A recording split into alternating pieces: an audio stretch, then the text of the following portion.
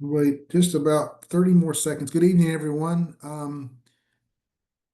We'll wait about 30 more seconds, be respectful of people's time so we can, they have till 7 when we're getting started. And then we'll go into what I have to share.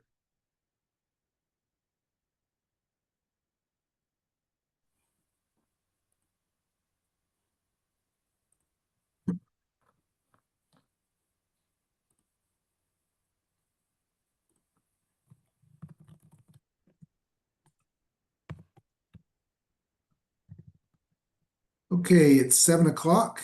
And first, thank you all for taking the time out of your busy schedules and coordinating with the time that we have available to come to you and just share the proposed gig changes.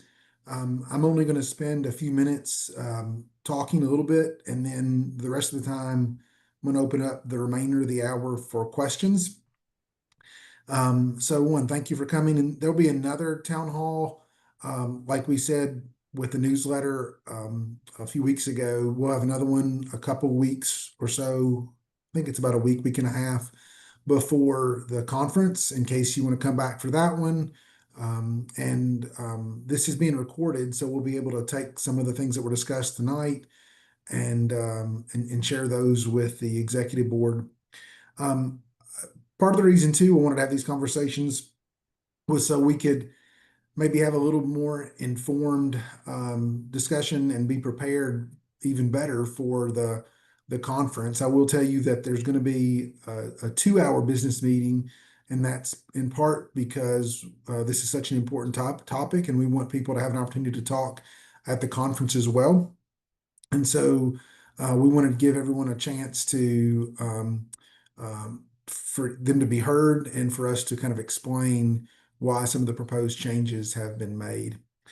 So I'll spend the next few minutes, it's just 10 slides, and I'll share with you kind of a summary of our thoughts as we've gotten to this point, and then the remainder of the time we can have a discussion. So everyone here probably knows what the gig is. I will say, let me move my little bar here. And so the general information guide, I was on the original training and credentialing committee that helped draft the first gig, and it's changed a lot, and it's better than it was then. But it's kind of a living document, right? And so it outlines the training, registration, credentialing, and exam and requirements for individuals training to become diplomates. You all know that. It defines how the trainees progress through the ACT certification process and the requirements that we as a college have established as important. And it governs eligibility and timelines. So we use it as a guide for trainees so they can look at the gig that they were registered under and know their requirements. And their program directors can do the same. And then the trainee advisors or mentors can also look at that. So why update the gig? If it were possible, I wish we could establish a gig and it never have to be changed again. But I'll just explain in part. Sometimes we don't realize there are challenges or problems with the gig until those problems happen.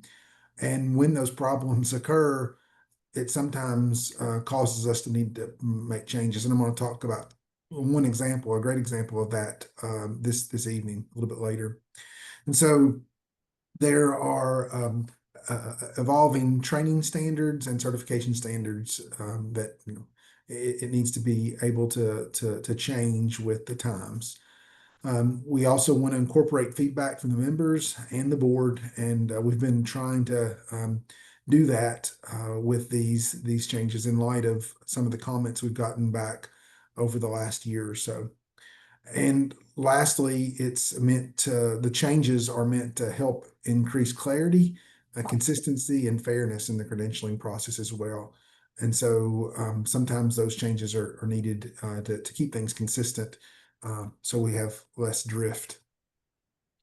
So I'm briefly going to go over some of the highlights and the changes, and I hope you were able to get access to the gig proposals that we provided in the newsletter.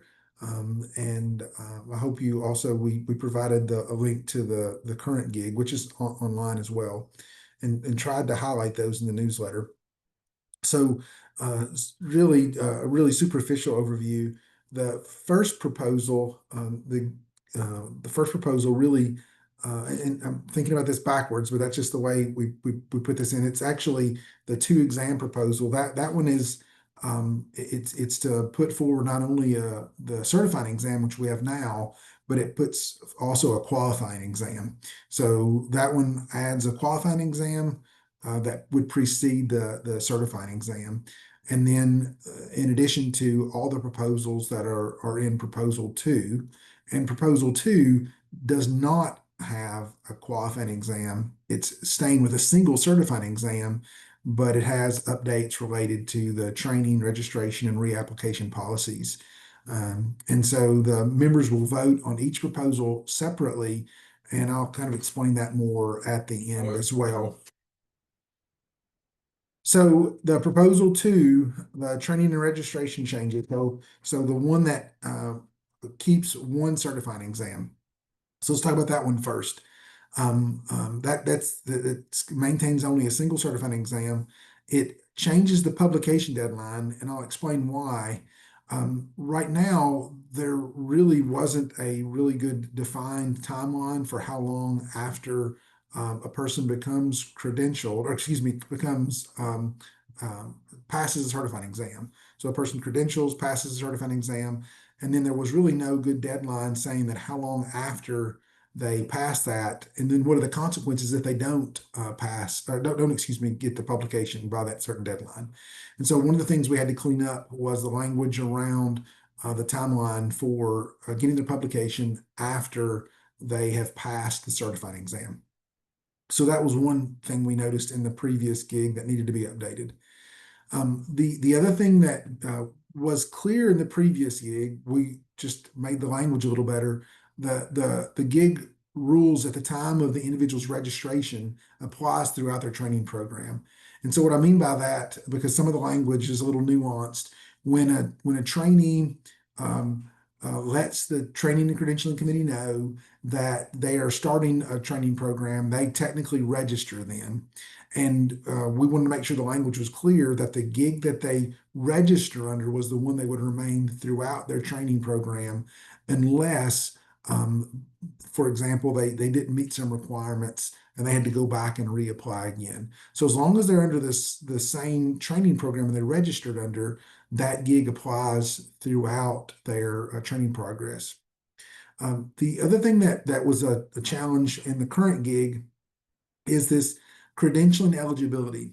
We've found a loophole in that individuals that start a registration program, if they complete their residency or a alternate route or a graduate route training program, and they never credentialed and never took the exam, they literally, according to the gig now, they could stay in the pipeline forever.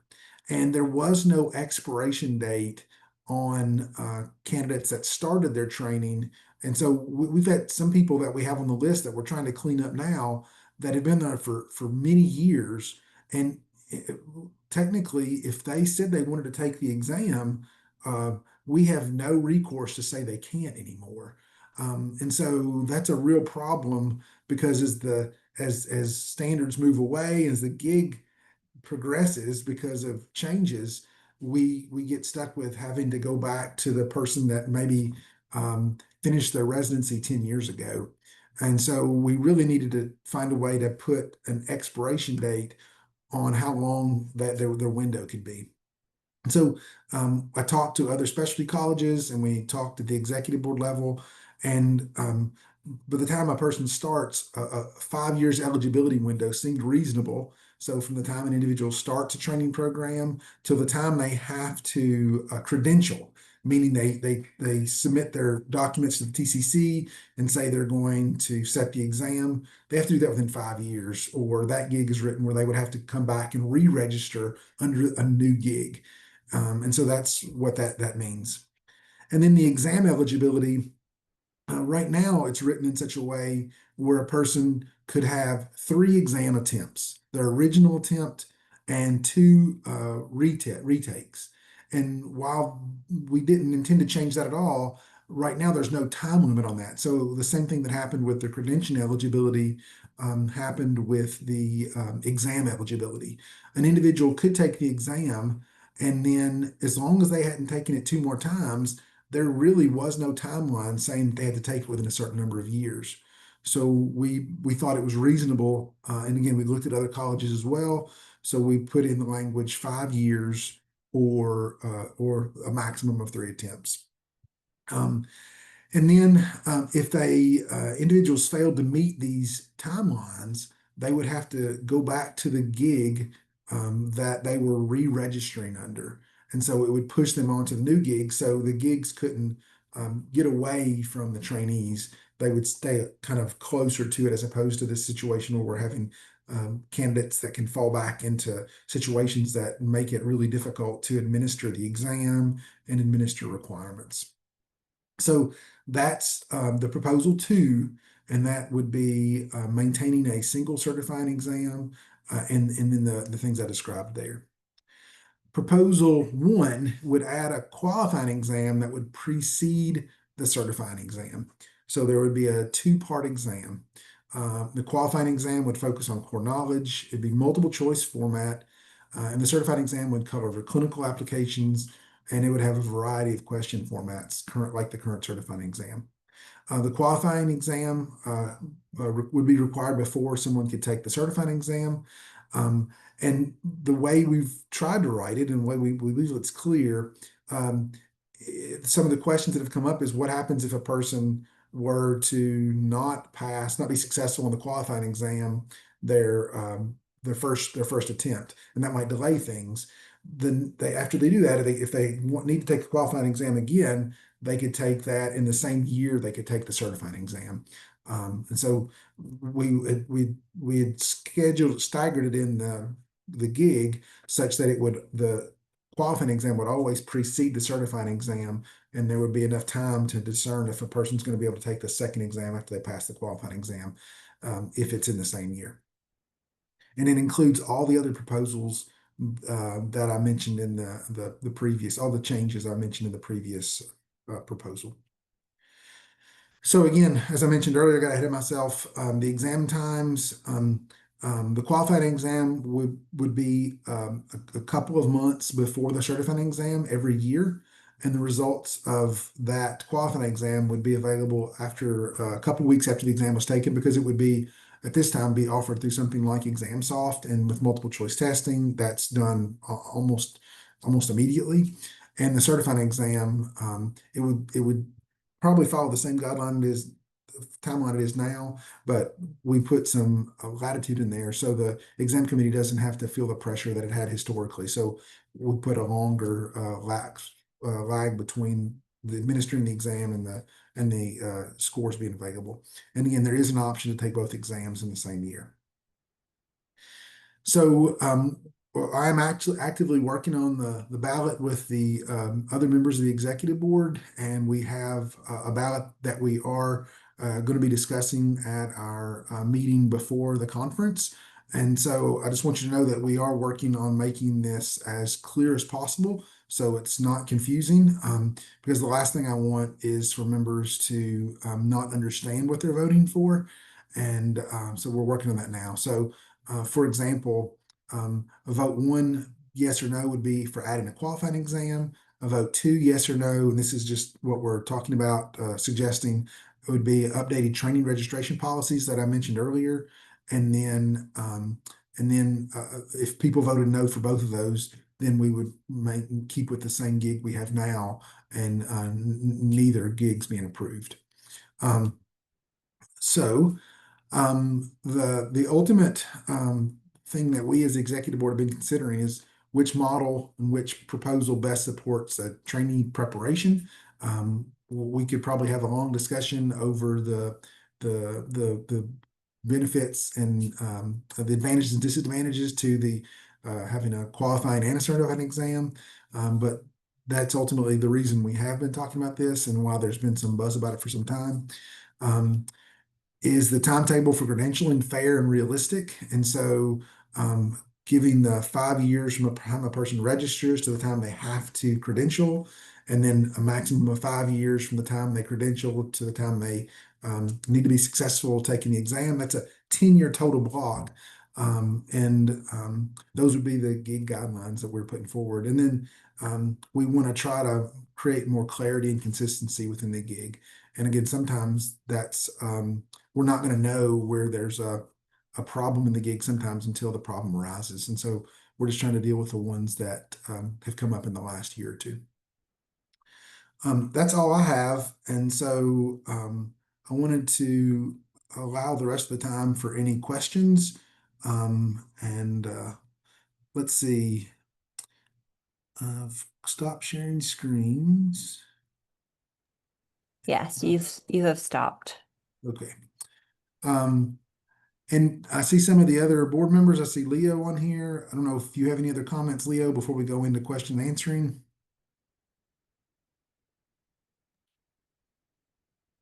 No, I don't, Brian. Thank you. Okay. And so if anyone has any questions, if you want, let's see, I can try to look through here or put anything in the chat or any questions. I'm happy to try to answer any of those right now or any comments.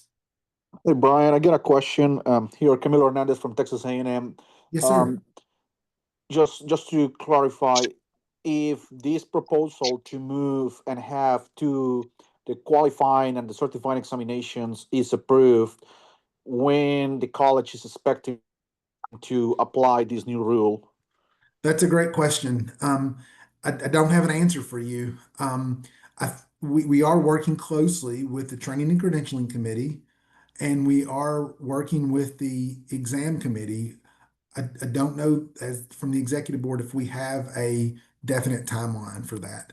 And so one of the concerns from the exam committee has been Turn left onto Lake Road. is that I'm going to mute Dr. Line. Oh, no, I don't know who that was. One of the challenges from the exam committee has been concerns about having to proctor another exam, and so that will take some time. So I'm sorry I can't answer that question. All I can say is I don't have a timeline at this point. Thank you. The other question, and this is, I don't know if it's a question or a comment, it's my personal view, but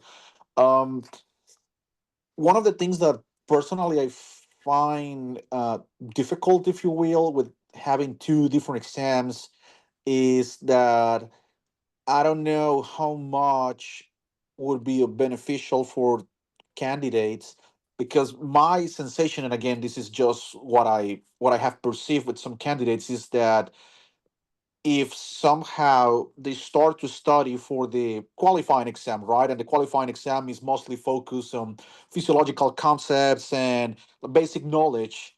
Um, Somehow they're my perception is they're gonna start to just memorize things to pass the exam, and it's gonna result in them losing the clinical application of those concepts. I don't know if you see what I'm saying, and I don't know if that could be an advantage or disadvantage. I recognize that certainly taking the exam as it is right now is challenging in terms that you have to combine both the physiology, pathology, pharmacology, and the clinical applications of reproduction, because at the end of the day, it's a clinical exam.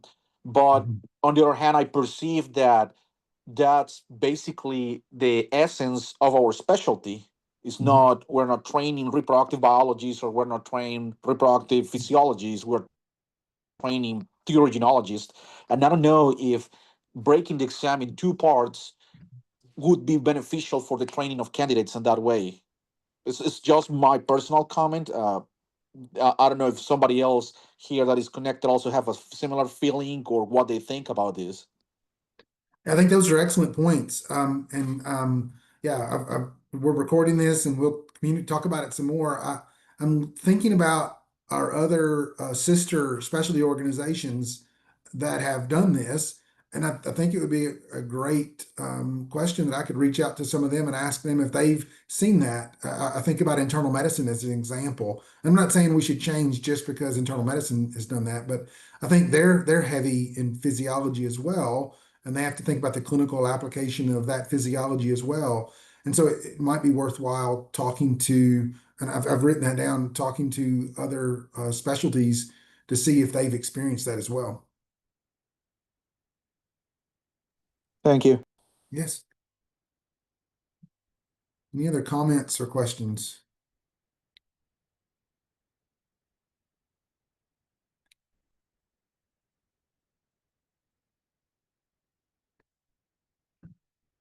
But please feel free to communicate because I suspect the discussion at the business meeting is going to be passionate, and so would love to hear anybody that has any passionate comments or thoughts or questions, even in the virtual meetings.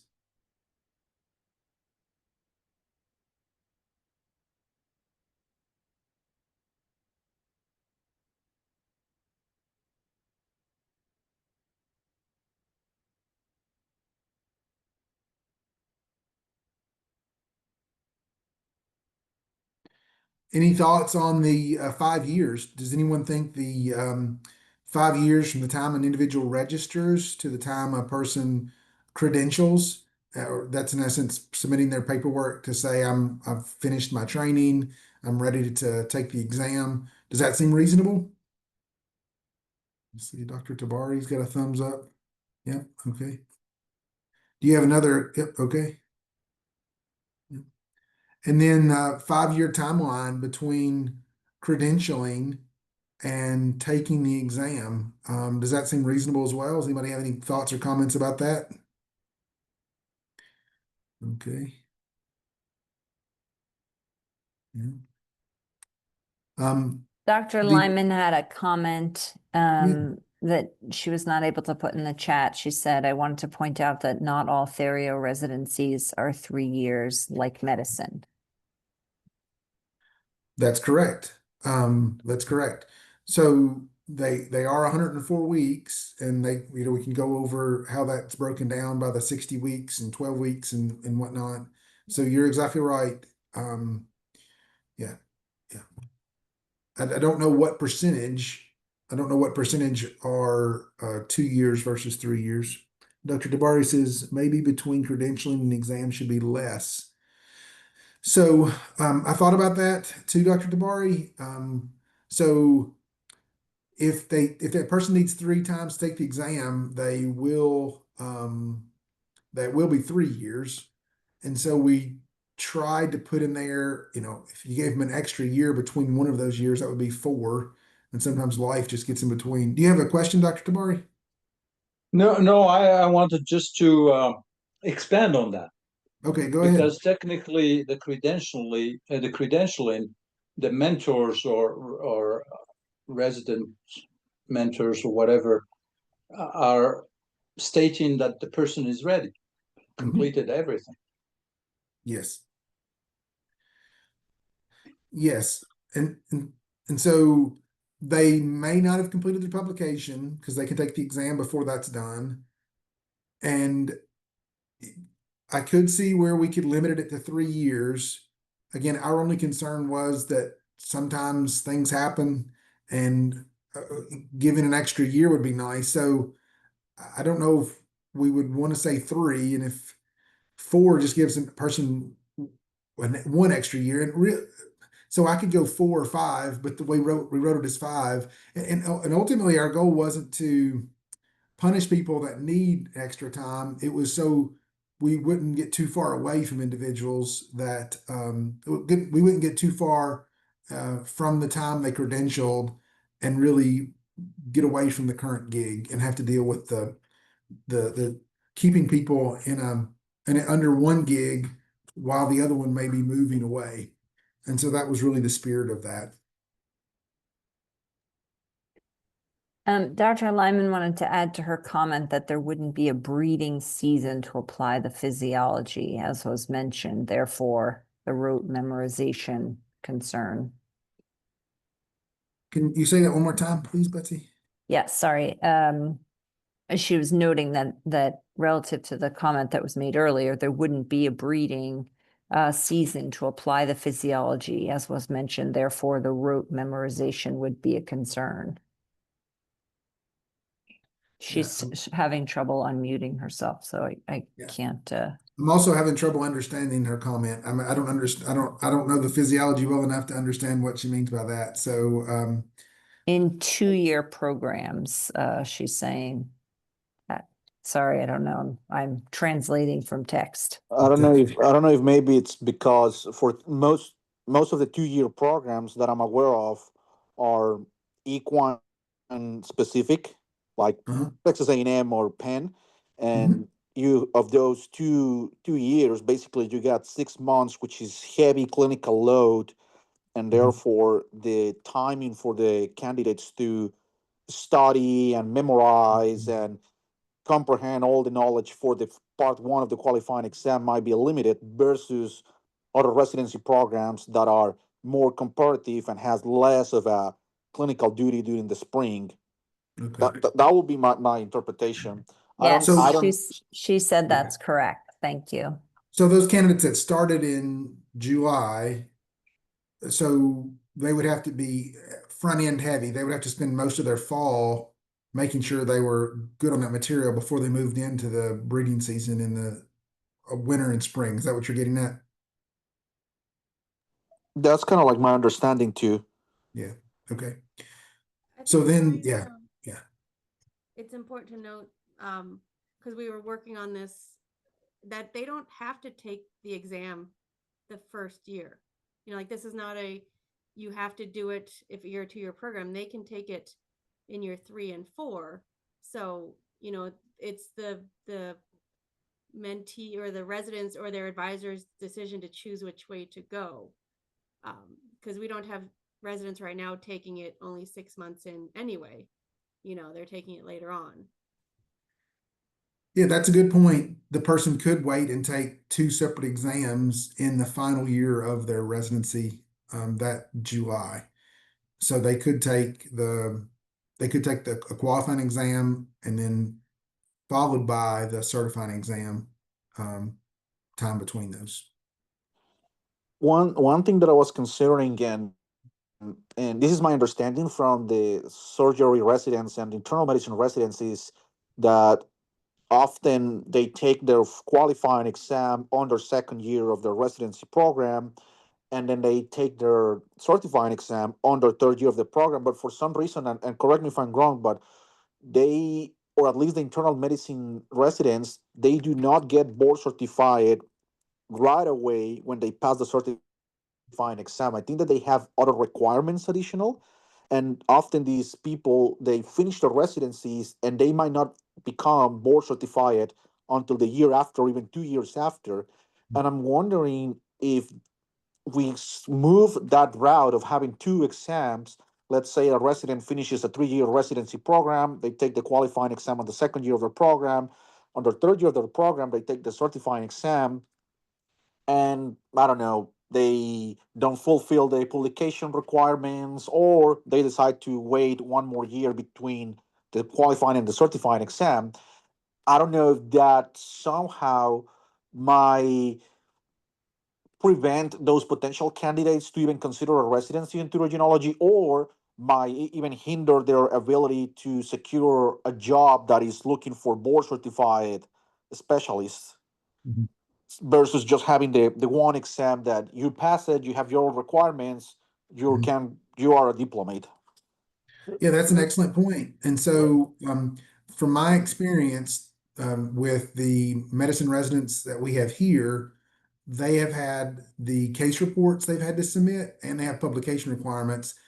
To my knowledge, internal medicine has just done away with that requirement. So their new gig, to my knowledge, talking to our large animal internist, food animal internist that I work with, that has gone away now. And a lot of times that was the thing that kept them from becoming boarded about the time they finished. But probably the thing that keeps most of our individuals delays their becoming officially diplomates is their publication requirement. And so right now, that would be the only thing that would be a barrier to them being becoming a diplomat after they pass the certifying exam. And I'm trying to imagine how this would delay that, and I'm having trouble unless they just don't pass the qualifying exam for the 2 exam proposal. But right now it would be just the publication requirements on top of finishing their training. Leo, do you have something to Hey, add? Brian, Leo here. I just wanted to make a comment because I sense there might be a little bit of confusion regarding the timelines. So I just wanted to clarify that according to this proposal, the candidates would be able to be board certified in 2 years, the same way they are currently. This proposal adds the qualifying exam at the end of the first year. So Mhm. at the end of the first year, they would be writing their qualifying exam, and then at the end of their second year, they would be writing their certification exam. What we added, and I think that's what Brian was trying to explain, the option that if a candidate writes the qualifying exam on the first year and does not pass, that does not mean that that candidate will need to add an extra year of training or delay certification for another year, because that candidate can, in the following year, take the qualifying exam, and then, assuming that candidate passes, 8 weeks later, seek the certification exam. So we're not looking at prolonging the time that it takes for folks to uh, uh, become board certified, and we're not adding any undue burden that would necessitate programs to migrate to a 3-year format. Thanks, Leo. The only thing I would add to that is if a advisor or the candidate, the trainee didn't feel like they would be successful taking the qualifying exam after the first year, they could always delay that and take both exams the second year, just like candidates that weren't successful the first time. And so it's their Right. discretion with their mentors to make that decision. But Leo's exactly right. Our intention was not to make it take people longer. It was to give them the options where they could take the qualifying exam after their first year, but if necessary, they could take it at the end of their second year, the same time. And then once they pass that, they could go on and move on to the certifying exam, assuming they were successful after the qualifying exam. So we Correct. tried to write it in a way that it wouldn't delay them. Yeah, in this scenario, I think that's everybody just needs to be aware that the idea that they can write the qualifying exam in the first year gives them an extra chance, right? So in the second year, if they write the qualifying exam, they do not pass, then they are not allowed to write the certifying exam. So that is the caveat that needs to be pointed out in this scenario. If a candidate decided that, oh, I'm not going to write the qualifying exam after year one, and I'm just going to write it on year two, it incurs the risk if the candidate does not pass, then that would automatically create a 1 year delay then, because the candidate would have to wait another year to attempt again the qualifying. And the bottom line is that they need to pass the qualifying before they pass the certifying. And I think I hear some concerns about the, should I say, quality of the exam. I think that it's sometimes an assumption that we have that we say, well, we're going to be testing more of the foundational disciplines, to think that the only way for us to assess that is to test a route memorization. And I don't think that is correct. I think this is a task for sure for the exam committee in being creative and being on par on the best testing methodologies, but I don't think that is necessarily true to say, well, if we're going to be testing foundational sciences, the first exam is going to be just route memorization. I don't think that is necessarily the case there. Thanks, Leo. Any other questions or comments in light of the timing? And again, I think those are excellent points about the breeding season and how, especially with 2-year programs. Hi, Brian. It's Dirk Vanderwall. Hi, Regarding Dirk. the recommendation or the proposal for the 5-year limit between passing the qualifying exam and passing the certifying exam, I think that's a very appropriate time limit. You gave the scenario, they have 3 attempts, and if they have at least a 1-year gap for personal reasons or, just taking more time to study, but the consequences of, say, shaving it off to 4 years, the consequences of someone not fulfilling or passing the credentialing exam within that 4 or 5-year period, 5 years, the way it's proposed, that's a pretty severe consequence. They have to go back to square one. And so I think we want to give, candidates full opportunity to be successful if they need, the full 3 attempts. So I think the 5-year period seems very appropriate. Yeah, and again, the whole purpose behind that was to not let them get too far behind the current gig. Because Sure. we've discovered challenges this year in candidates that we didn't realize were coming back to take the exam because there was no expiration date on that. And so we're suffering the consequences of that right now and having to deal with exam issues. And that's all because the gig was running away from the people that were still in the pipeline. Thank you. And then that leads to a follow-up question that I don't know the answer to, and that is, so let's say the proposal for the qualifying exam and then the credentialing exam passes with these time limits.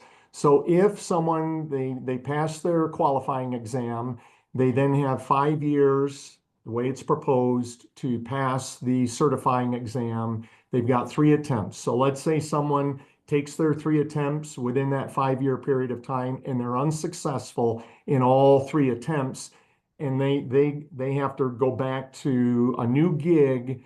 Do they have to completely re-qualify again? That's a great question.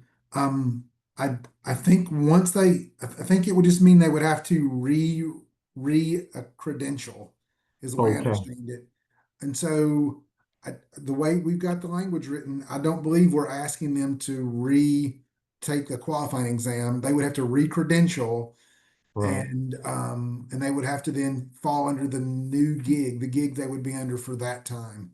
But that's a great question. And believe it or not, reading back through this over the last few days, I had some more notes about the qualifying exam, things that I won't share tonight, but I'm going to talk to the executive board about because we really can't change anything now. This is the one we have to talk about.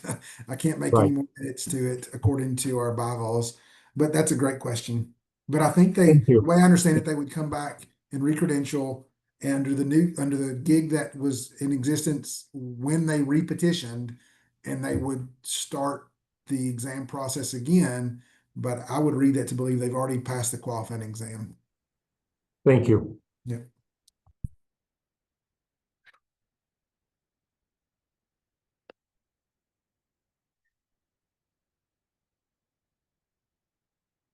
Anyone else, please poke holes in this as much as you can. We need to hear the comments you have because we've been looking at these documents for a long time, and sometimes it's difficult to see the problems with it. And so we really do want to hear your thoughts.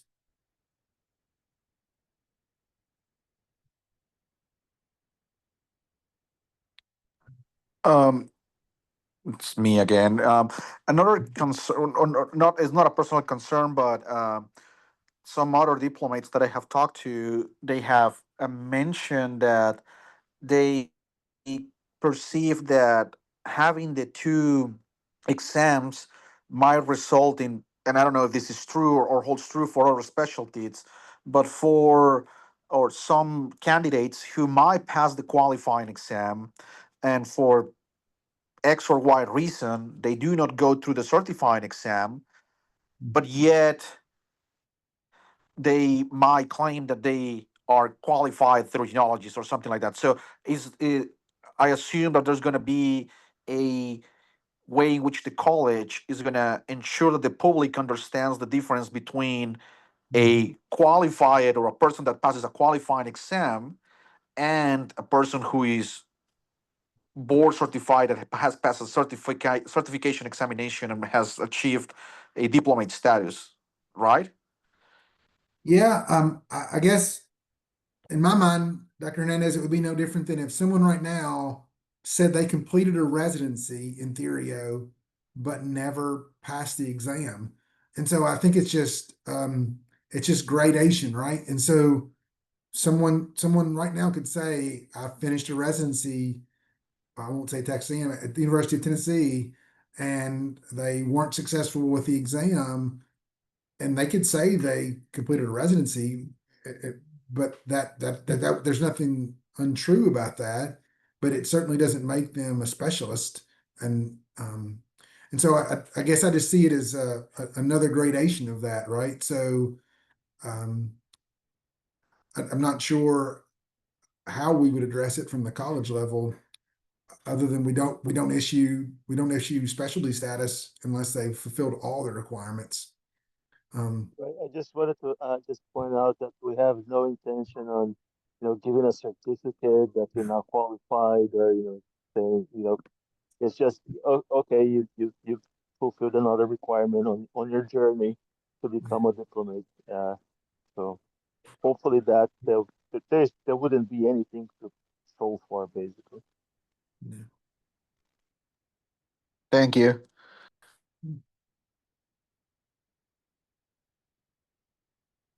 Yeah, Dr. Gunn, what time is it in Australia? Okay. It's hello, Brian. It's bright and breezy here. It's 9 o'clock or 9:30, so it's all good. I just want to take an opportunity to say good day while we're here anyway. But confirm that the whole reason for this is to increase the chances of people passing the examination. That's the whole point. So it's not to hinder, but it's to assist both the candidate and the exam committee. Yes, and in my view, to assist the mentors and advisors as they give them advice to make this the thread the needle per se, right? And so yeah, it's not meant to be arduous. It's meant to be a way to maybe spread out the stepping stones that they can get there. From being on the exam committee in the past, and this is my bias, but it's just my perspective, and others that have been on the exam committee can speak up. From my perspective, a lot of times whenever candidates did poorly on their questions, those responses were often the ones with the basic physiology. They often knew how to make the diagnosis and the prognosis and the treatments. They knew those really well, but where they often lacked was on the physiology component. And so that's exactly right. Where we had the issue with the pass rate a few years ago, we came under the spotlight of the ABVS. And this, in addition to a lot of other things, were some of the things we've been talking about. And so no one's doing this just for the sake of proposing this. It is truly to try to help the candidates be successful. So if the physiology Brian, is if I may add, I'm sorry, Alex, from an institutional point of view, if you will. So this whole discussion is started after was it the 2020 or 21? I don't remember exactly. With the very poor passing rate on the certifying exam. So this possibility or this discussion was brought to the executive board by multiple members of the college, including members of the executive board. The executive board then took the initiative of pulling the membership. We heard the membership. We compiled. Not only we had kind of a straw poll vote on whether the membership would like to explore this further. And then the result was yes. But we also compiled a long list of perceived pros and cons that members of the college provided at the time that we did that survey. And because there was interest and because of exploring this alternative, the executive board felt compiled to appoint an extra committee that came up with the bulk or the framework as to how the system with 2 exams would work. And that's what are on those two, on that GIG proposal. So this is being presented to the membership as a vote. So the membership now, each individual members can consider the pros and cons for themselves, for their programs or for the specialty, and then vote and express their opinion to the vote, whether they think that moving towards a 2 step exam is moving in the right direction or not. So just wanted to kind of provide it from, you know, how this whole thing came about from the institutional point of view. Thanks, Leo, for that reminder. And yeah, Dr. Kostelic as an ad hoc committee, and he was the chair of that. They did a lot of the work to provide the framework and outline for what we proposed. So this was something it's been worked on for a little more than a year now. Alan, you had another comment or question? Yeah, Brian, Leonardo, great venue that you're at, mate. Going for a walk and having a meeting. I like that. Yeah, in which case I think the point I was trying to add on to was, if it's the physiology that we're trying to get people to understand, does it matter if it's rote learning? Because it's kind of going to have to be rote learning anyway. So the clinical aspects will assist with the understanding unquestionably, and that's what it should be as a building block. But if you don't have the building blocks, if you don't have physiology and pathology, then you can't do medicine or theory. So whilst I think it's a really valid point to consider, if that's going to be the case and that's going to be the aim, then maybe it isn't a concern that people might think.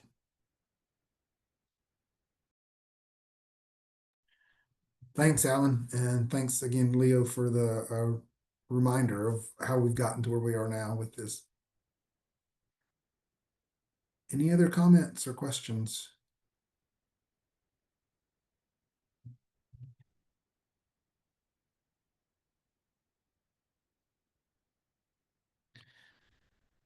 Well, if there are no more, I'm really grateful that everyone came and participated this evening. And if you have any other thoughts or comments, please don't hesitate to email me or email the ACT office or anyone else on the executive board. And then if you want to come back, the next meeting is July. Have we made it public yet, Betsy? Is it? I think it's. I is it think we July? said it, but I don't know that we put it out. Okay. So yeah, I think it's coming up. Yeah, and so I won't make it. I'm gonna mess with Maureen because she'll get upset if I tell everybody when it is. But it's just about a week or so before the conference. So feel free to come back then if you have any more thoughts, and probably about the same time, about a week or so before the conference. Thank you all. Have a good evening. Thank you. Good night, everyone. Right.